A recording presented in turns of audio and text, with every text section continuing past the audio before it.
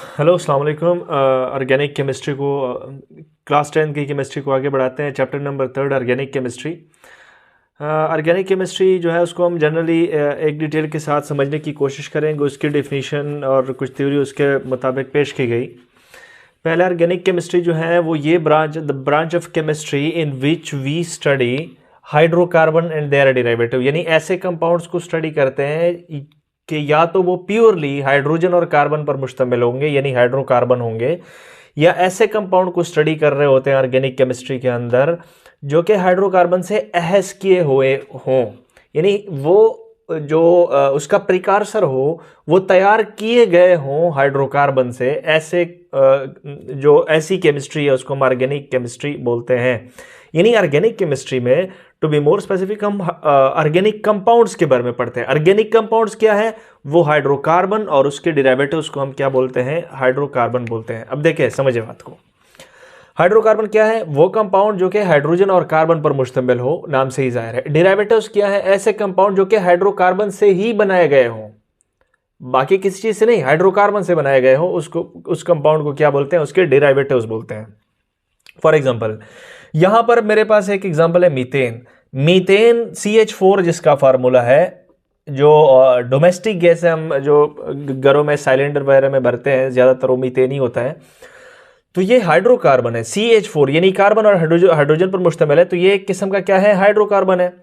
अब ये Cl2 जो है क्लोरीन गैस है। क्या है? Chlorine gas. अगर मैं इसके ऊपर इन दोनों का mixture in the form of in the presence of ultraviolet radiation को ट्रीट करूं एक दूसरे के साथ, यानी क्लोरीन को मैं ट्रीट कर रहा हूं मीथेन के साथ in the presence of ultraviolet radiation, तो क्लोरीन जो है वो भी ब्रेक हो जाएगा अल्ट्रावायलेट रेडिएशन से। तो यहां पर एक क्लोरीन रेडिकल जो है वो प्रोड्यूस, और यहां पर एक और क्लोरीन रेडिकल यानी Cl2 जो है वो दो रेडिकल में स्प्लिट हो जाएगा ड्यू टू अल्ट्रावायलेट रेडिएशन। इसी तरह CH4 के यहाँ पर मैं एक हो सकता है, यहाँ पर मैंने एक स्प्लिट किया हुआ है, ये दो भी स्प्लिट हो सकते हैं, तीसरा बांड भी स्प्लिट हो सकता है, चौथा बांड भी स्प्लिट हो सकता है। मैं ये एक सिंपलिसिटी के लिए स्प्लिट कर रहा हूँ। तो अल्ट्रावायलेट रेडिएशन ने Cl2 को भी स्प्लिट कर लिया और CH4 को भी स्प्लिट कर दिया। अब देखिए अगर ये CH4 को स्प्लिट कर रहा है तो हमारे पास CH3 रेडिकल प्रोड्यूस होगा और दूसरा H रेडिकल भी प्रोड्यूस होगा। अब ये CH3 रेडिकल जो है, जिसको मिथाइल रेडिकल बोलते हैं, वो एक Cl से रिएक्शन कर सकता है, तो वहां पर CH3Cl यानी क्लोरोफॉर्म बना रहा है। और दूसरा हमारे पास ये क्लोरीन जो है ये H रेडिकल के साथ HCl बनाएगा। बात का मकसद ये है कि हमारे पास इनमें हाइड्रोकार्बन कौन है और इसका डेरिवेटिव कौन है। तो CH4 हमारा हुआ हाइड्रोकार्बन और क्लोरोफॉर्म हमारा ऐसा कंपाउंड हुआ जो कि हाइड्रोकार्बन से बन गया। तो ये डेरिवेटिव हुआ और ये हमारे पास हाइड्रोकार्बन हुआ। तो इस केमिस्ट्री में या तो हम हाइड्रोकार्बन की स्टडी करेंगे या फिर ऐसे कंपाउंड की स्टडी करेंगे जो कि हाइड्रोकार्बन से बनाए गए हों। HCl हमारा ऑर्गेनिक कंपाउंड नहीं है क्योंकि उसके अंदर कार्बन मौजूद नहीं है। अब कुछ थ्योरी जो है, कौन से जो ऑर्गेनिक कंपाउंड है वो कहां पाए जाते हैं, कहां हमें मिलेंगे, तो इसके लिए कौन सी एक थ्योरी पेश की गई जिसको हम बोलते हैं वाइटल फोर्स थ्योरी। इसको प्रेजेंट किया था जे बर्जीलियस ने, और ये जो है ये कहती है ये थ्योरी कि जो ऑर्गेनिक कंपाउंड है वो सिर्फ और सिर्फ जो है वो लिविंग थिंग ही सिंथेसाइज कर सकते हैं। यानी अगर आप लैब में बने हुए हैं, आप लैब में लगे हुए हैं अकॉर्डिंग टू जे बर्जीलियस, और लैब में आप कोई ऑर्गेनिक कंपाउंड सिंथेसाइज करने की कोशिश कर रहे हैं, तो आपकी कोशिश राईगान जाएगी, क्योंकि वाइटल फोर्स थ्योरी ये कहती है कि एक लिविंग थिंग जो है जिसके अंदर एक वाइटल स्पेसिफिक फोर्स है जिसके थ्रू वो ऑर्गेनिक कंपाउंड को सिंथेसाइज कर सकता है। आप लैब में उसको सिंथेसाइज नहीं कर सकते ऑर्गेनिक कंपाउंड को। ये कौन कहता है? Vital force theory. इसको पेश किया था जे बर्जीलियस ने। अब वो वाइटल फोर्स की जो बात कर रहा है कि लिविंग थिंग के साथ वाइटल फोर्स है, इस्लाम ये कहता है कि वो क्या है? रूह है। अब मैं इसको समझाने की कोशिश करूंगा। यहां पर एक बॉडी है, एक नॉर्मल ह्यूमन बॉडी जो है वो जिसकी ड्यूरिंग बर्थ जो है वो वेट होती है approximately around about 2 to 3 kg। मैंने लिया हुआ है 3 kg वेट। तो ह्यूमन बॉडी की बर्थ हो गई 3 kg वेट। उसके अंदर क्या मौजूद होंगे? प्रोटीन, लिपिड, कार्बोहाइड्रेट और न्यूक्लिक एसिड। ये अब विटामिन्स भी मौजूद होंगे। मैंने ये सिंपली 4 बायोमॉलिक्यूल्स लिखे हुए हैं, बायोकेमिस्ट्री में उसको डिटेल के साथ समझेंगे। तो इसके अंदर भी कार्बन मौजूद है, ये भी ऑर्गेनिक कंपाउंड है। इसके अंदर भी कार्बन मौजूद है, ये भी ऑर्गेनिक कंपाउंड है। ये भी ऑर्गेनिक है और ये भी ऑर्गेनिक है। यानी सारे जो उसके इस बॉडी का जो कंस्टिट्यूएंट पार्ट है ये सारा का सारा, यानी ये बॉडी टोटली ऑर्गेनिक ही समझे। तो ये जब देखें इसके अंदर तो 3 केजी ये पार्टिकल्स हैं, ये 3 केजी ऑर्गेनिक कंपाउंड्स हैं। आप ये लोग इसको समझने के लिए ये समझे कि ये जो बॉडी के अंदर जो टोटल वेट है वो ऑर्गेनिक है और वो कितना है, 3 केजी। अब वक्त गुजरता गया, हमारे पास ये बॉडी 20 ईयर्स की हो गई। 20 ईयर्स के बाद जब मैंने इस बॉडी का वेट किया तो वो 60 केजी, लेट्स सपोज 60 केजी का वेट उन्हें गेन कर लिया।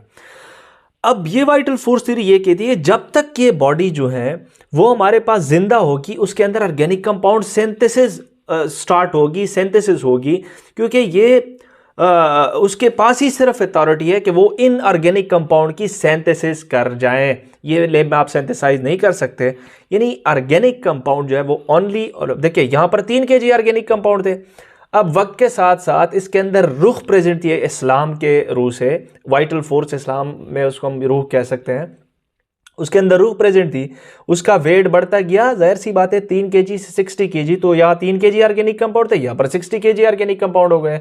तो ऑर्गेनिक कंपाउंड की तादाद भी बढ़ती गई, तो बढ़ती गई। इट मीन्स कि उसके अंदर सिंथेसाइज जो है वो ऑर्गेनिक कंपाउंड सिंथेसाइज होना शुरू हो गए, और सिंथेसाइज हो गए क्योंकि उसके पास क्या था, वाइटल फोर्स था, जो इस्लाम ने उसको नाम दिया रूह।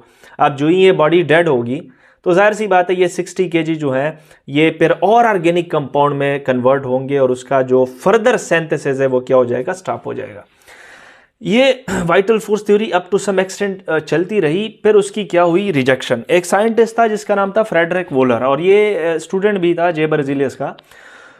उन्होंने एमोनियम साइनेट NH4CnO उसका फार्मूला है, इसको हीट कर लिया। हीट करने से, लैब में हीट कर लिया, यानी एमोनियम साइनेट ले लिया, ऐसे एमोनियम साइनेट, उसको क्या कर लिए, हीट कर लिए। हीट करने पे हमारे पास ये एमोनियम साइनेट किस में कन्वर्ट हुआ, यूरिया में। अब यूरिया क्या है, ऑर्गेनिक कंपाउंड है। यूरिया क्या है, ऑर्गेनिक कंपाउंड है।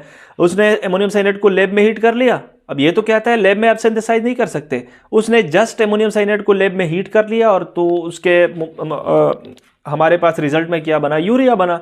अब यूरिया जो है ये ऑर्गेनिक कंपाउंड है, तो वो डायरेक्टली उसने कह दिया कि ये भाई ये जो कह रहा है जे बर्जीलियस वो झूठ बोल रहा है, गलत बोल रहा है, उसकी रिजेक्शन होनी चाहिए, क्योंकि मैंने जो ऑर्गेनिक कंपाउंड है वो किस में सिंथेसाइज कर लिया, लैब में सिंथेसाइज कर लिया। हेंस फ्रेडरिक वोलर जो है वो पहला साइंटिस्ट था जिसने ऑर्गेनिक कंपाउंड यानी यूरिया को किसमें, लैब में सिंथेसाइज कर लिया।